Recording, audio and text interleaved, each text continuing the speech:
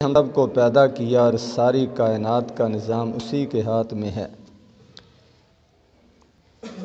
لاکھوں کروڑوں درود و سلام نبی آخر الزماں حضرت محمد صلی اللہ علیہ وسلم کی ذات گرامی پر، جن کو اللہ تبارک و تعالیٰ نے ہماری رشد و ہدایت کے لیے، ہماری رہنمائی کے لیے، ہمیں سیدھا رستہ دکھانے کے لیے اپنا آخری رسول بنا کر بھیجا۔ حمد و صلوات کے بعد محترم سامعین گرامی، انسان کے لیے، ایک مسلمان کے لیے یہ بہت بڑی سعادت کی بات ہوتی ہے،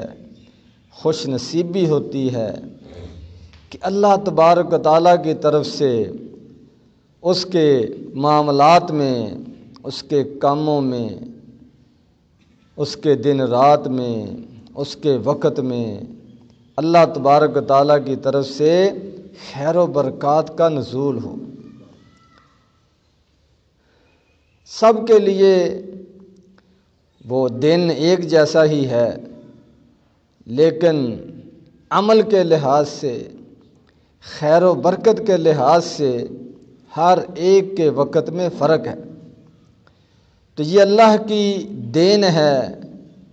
اس کا خاص فضل ہے کہ اس کے لیے یہ زندگی،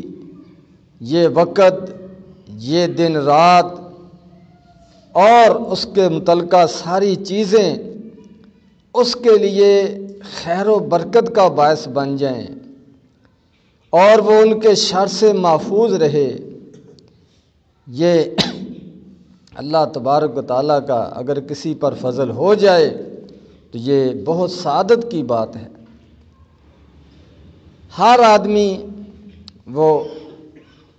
یہ خواہش رکھتا ہے کہ مجھے برکت حاصل ہو،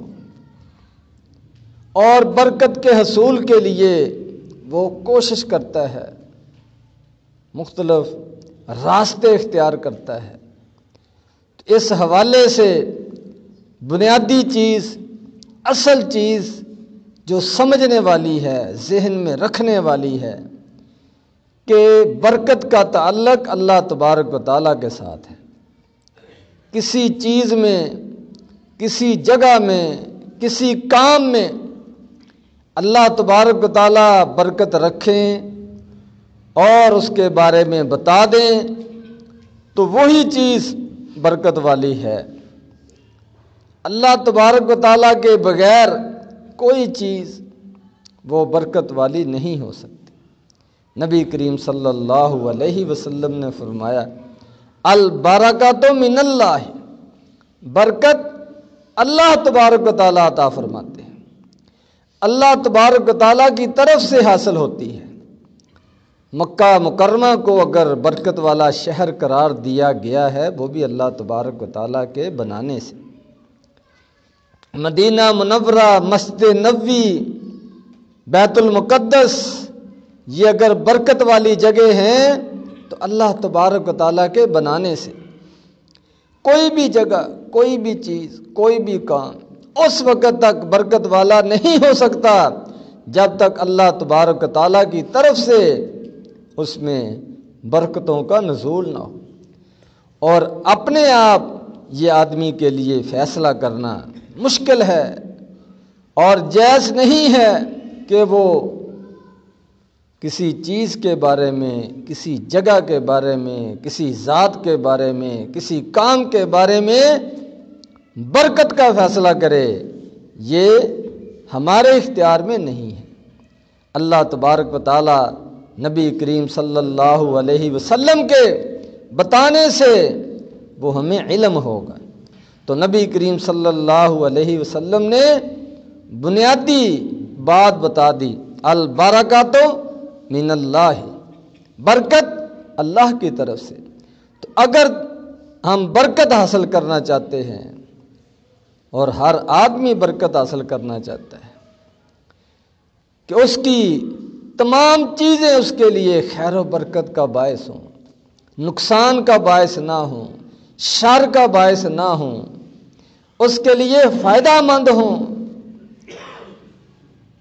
دنیا کے اندر بھی آخرت کے اندر بھی، تو اس کے لیے اللہ تبارک و تعالیٰ سے دعاؤں کی ضرورت ہے، تعلق کی ضرورت ہے، اللہ پر کامل ایمان کی ضرورت ہے، اللہ پر تقوی یہ اللہ کے بارے میں اختیار کرنے کی ضرورت ہے۔ اللہ تبارک و تعالیٰ نے قرآن مجید کے اندر فرمایا وَلَوْ أَنَّ أَهْلَ الْقُرَىٰ آمَنُوا وَاتَّقَوْا لَفَتَحْنَا عَلَيْهِمْ بَرَكَاتٍ مِّنَ السَّمَاءِ وَالْأَرْضِ۔ فرمایا کہ اگر بستیوں والے، شہروں والے، ملکوں والے لوگ، آبادیوں والے اللہ تبارک و تعالیٰ پر ایمان لائے، ایمان لاتے اور اللہ کا تقوی اختیار کرتے، نیکیوں کا راستہ اختیار کرتے، برائیوں کو، جرائم کو چھوڑ دیتے، فرمایا لَفَتَحْنَا عَلَيْهِمْ بَرَكَاتٍ مِّنَ السَّمَاءِ وَالْأَرْضِ، تو ہم آسمان سے اور زمین سے ان کے لیے برکات کے دروازے کھول دیتے، برکتوں کے دروازے کھول دیتے۔ تو بارش کا بابرکت ہونا یہ بھی اللہ تبارک و تعالیٰ کی طرف سے، زمین کا بابرکت ہونا یہ بھی اللہ تبارک و تعالیٰ کی طرف سے ہے۔ تو ان چیزوں کو بابرکت بنانے کے لیے ایمان، تقوی، پرہیزگاری، اللہ تبارک و تعالیٰ کا ڈر، اللہ تبارک و تعالیٰ کی اطاعت فرما برداری، اسلام کے قوانین کی پابندی، حرام سے اجتناب، یہ بنیاد ہے۔ جب ہم ایمان کے تقاضے پورے کریں گے، صحیح معنی میں اللہ تبارک و تعالیٰ کا تقوی اختیار کریں گے، تو اس کائنات کی ہر چیز ہمارے لیے خیر و برکت والی بن جائے۔ زمین کی پیداوار، باغات، فصلیں، یہ ہمارے لیے خیر و برکت کا باعث بنے۔ بارش کا پانی یہ بھی ہمارے لیے خیر و برکت کا باعث بنے گا۔ تو اللہ تبارک و تعالیٰ نے بتا دیا کہ اگر صحیح معنی میں یہ لوگ ایمان لائیں، تقوی اختیار کریں، تو ہر طرف برکت ہی برکت ہو، زمین میں بھی برکت، آسمان میں بھی برکت، کاروبار میں بھی برکت، گھروں میں بھی برکت، دکانوں میں بھی برکت، ماحول میں، معاشرے میں ہر طرف برکات کا نزول ہو۔ یہ اللہ تبارک و تعالیٰ کی طرف سے برکتیں حاصل کرنے کا طریقہ بتا دیا گیا۔ فرمایا وَلَٰكِن كَذَّبُوا فَأَخَذْنَاهُمْ بِمَا كَانُوا يَكْسِبُونَ، لیکن ان لوگوں نے ایمان لانے کی بجائے، تقوی اختیار کرنے کی بجائے تکذیب سے کام لیا، جھٹلا دیا اللہ تبارک و تعالیٰ کے احکامات کو، جھٹلا دیا انبیاء کرام کو، جھٹلا دیا اللہ تبارک و تعالیٰ کی کتابوں کو، اپنی من مرضی کی زندگی گزاری، اسلام کے مطابق زندگی اپنانے سے انکار کر دیا۔ تو فرمایا کہ پھر ہم نے ان کے بد اعمال کی وجہ سے، ان کی کرتوتوں کی وجہ سے ان کو پکڑ لیا، ان کو عذابوں کے اندر گرفتار کر دیا، قحط سالی کا شکار کر دیا، ان کے فصلوں کو، باغات کو بنجر کر دیا، ان کی زمینوں کو بے آباد کر دیا، ان کی بستیوں کو اجاڑ دیا، ان کو مختلف قسم کی بیماریوں کے اندر مبتلا کر دیا، اور جو زیادہ ہی اللہ کے نافرمان اور باغی تھے ان کا اس صفحہ ہستی سے نام و نشان مٹا دیا۔ تو یہ کائنات کی تمام نعمتیں یہ اللہ تبارک و تعالیٰ نے اپنے بندوں کے لیے بنائی، لیکن اس کے لیے شرط یہ ہے کہ آدمی ایمان، تقوی یہ اپنے اندر پیدا کرے، اللہ تبارک و تعالیٰ کی اطاعت، فرما برداری یہ نظر آئے، اسلام کی تعلیمات، حرام حلال کی پہچان، اور پوری زندگی میں اللہ اس کے رسول کی اطاعت یہ نظر آئے، تو ہر چیز کے اندر خیر و برکت اللہ تبارک و تعالیٰ کی طرف سے نازل ہوگی۔ اور فرمایا وَنُنَزِّلُ مِنَ الْقُرْآنِ مَا هُوَ شِفَاءٌ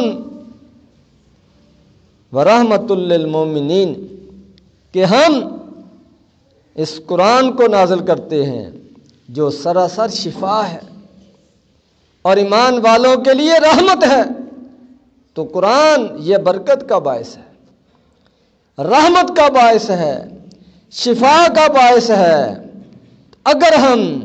اپنی زندگی کے اندر خیر و برکات دیکھنا چاہتے ہیں تو پھر اللہ تبارک و تعالیٰ کی کلام قرآن مجید اس کو پڑھنا ہوگا، اس کو سمجھنا ہوگا، اس پر عمل کرنا ہوگا۔ اس طریقے سے ہماری زندگی دن رات یہ خیر و برکت والے ہو سکتے ہیں۔ اور فرمایا الا بذکر اللہ تطمئن القلوب، کہ راحت، سکون، برکت یہ کیسے حاصل ہوتی ہے؟ فرمایا خبردار جان لو، اللہ کے ذکر سے دل مطمئن ہوتے ہیں، اللہ کے ذکر سے دلوں کو سکون حاصل ہوتا ہے، اللہ کے ذکر سے دلوں کی پریشانیاں، بے چینیاں، غم، فکر، اوہام یہ سب دور ہو جاتے ہیں۔ تو یہ برکت حاصل کرنے کا طریقہ ہے، کثرت کے ساتھ اللہ کا ذکر کیا جائے، اللہ کے کلام قرآن مجید کی تلاوت کی جائے اور اللہ کا تقوی اختیار کیا جائے۔ یہ چیزیں ہیں جو انسان کی زندگی میں برکت کا باعث بنتی ہیں۔ سورۃ الفاتحہ، اس کا صحابہ اکرام نے ایک آدمی کو، جس کو بچھو نے ڈس لیا تھا اور وہ تڑپ رہا تھا، اس کو دم کیا، تو اس کی برکت سے وہ ایسے ہو گیا جیسے کچھ ہوا ہی تھا۔ تو یہ ہے قرآن مجید کی برکت، ظاہری برکت بھی ہے، جسمانی برکت بھی ہے اور روحانی برکت بھی ہے۔ شفا ہے اس قرآن کے اندر، جسمانی بیماریوں کے لیے بھی اور دلی اور روحانی بیماریوں کے لیے بھی۔ تو ہر قسم کے شر سے بچنے کے لیے، ہر قسم کی پریشانی سے نجات حاصل کرنے کے لیے، تمام قسم کی روحانی جسمانی بیماریوں کو ختم کرنے کے لیے اللہ تبارک و تعالیٰ نے اپنا کلام نازل کیا، قرآن مجید ہمیں عطا فرمایا، سورۃ الفاتحہ عطا فرمائی، دیگر صورتیں نازل فرمائیں۔ تو یہ ہے برکت کے حاصل کرنے کا طریقہ۔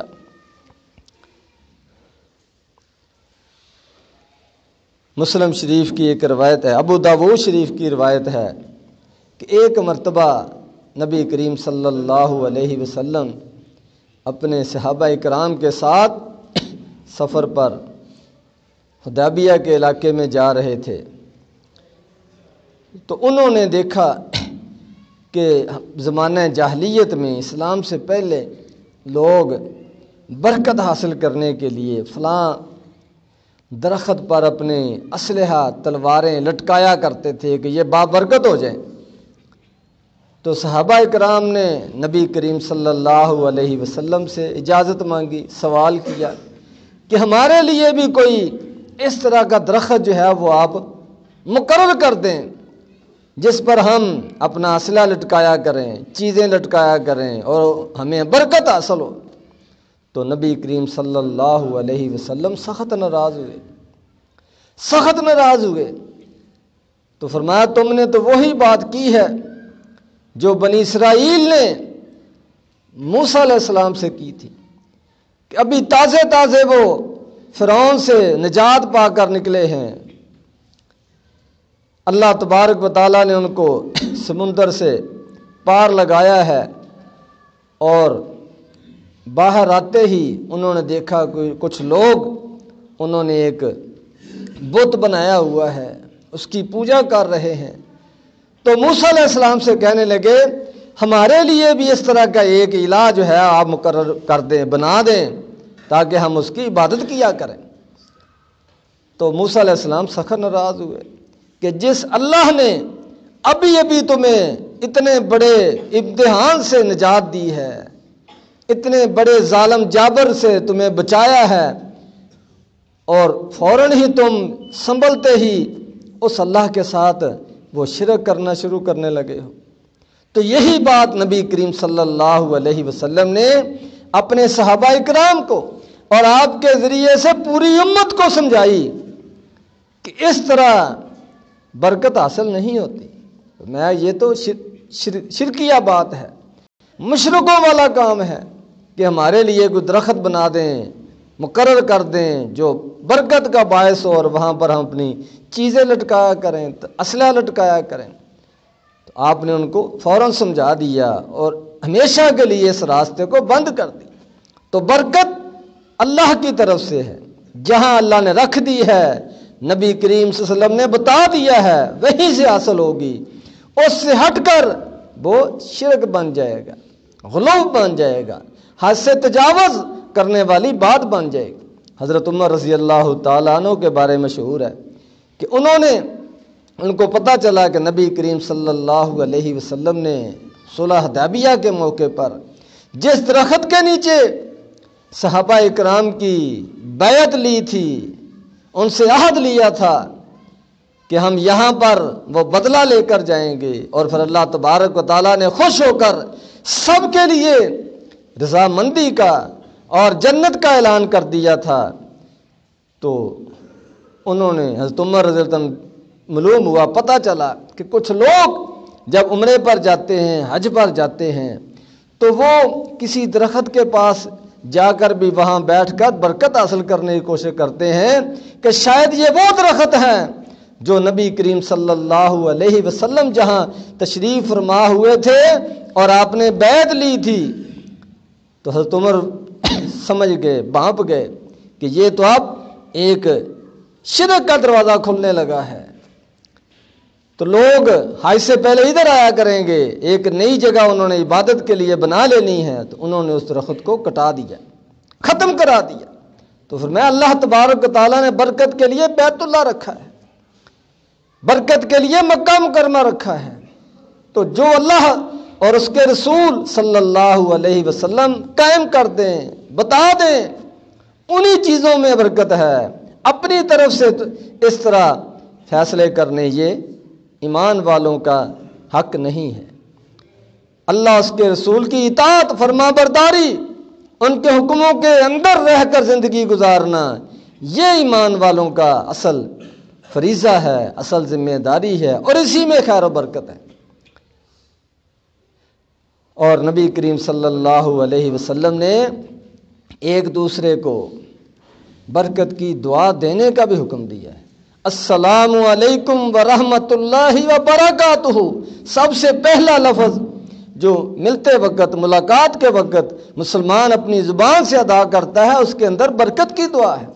کہ اللہ تم پر رحمتیں نازل کرے، اللہ تم پر سلامتی نازل کرے، اور اللہ تم پر برکتیں نازل کرے، برکتوں کا دروازہ کھولے، تمہارے ہر کام میں، ہر چیز میں اللہ تبارک و تعالیٰ کی طرف سے برکتوں کا نزول ہو۔ یہ پہلا کلمہ ہے، یہ پہلا لفظ ہے جو مسلمان دوسرے سے ملتے وقت ادا کرتا ہے۔ اور نبی کریم صلی اللہ علیہ وسلم نے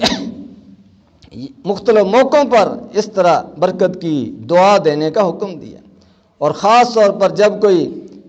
کھانا کھلاتا تو آپ اس کے لیے دعا کرتے، اللہم بارک لہم فیما آتیتہم واغفر لہم وارحمہم، یا اللہ ان کو جو تو نے رزق دیا ہے اس میں اور خیر و برکات کا نزول فرما، اس میں برکت کا نزول فرما، اس میں اضافہ فرما، اس کو ان کے لیے بہتری والا بنا، فائدہ مند بنا، اور زیادہ عطا فرما۔ یہ نبی کریم صلی اللہ علیہ وسلم دعا کیا کرتے تھے، تو ہمیں بھی اس طرح اپنے مسلمان بھائیوں کے لیے خیر و برکت کی دعا کرنی چاہیے۔ اللہ تبارک و تعالیٰ مجھے اور آپ کو سمجھنے کی، عمل کرنے کی توفیق عطا فرمائے۔ وآخر الدعوانا ان الحمد للہ رب العالمین۔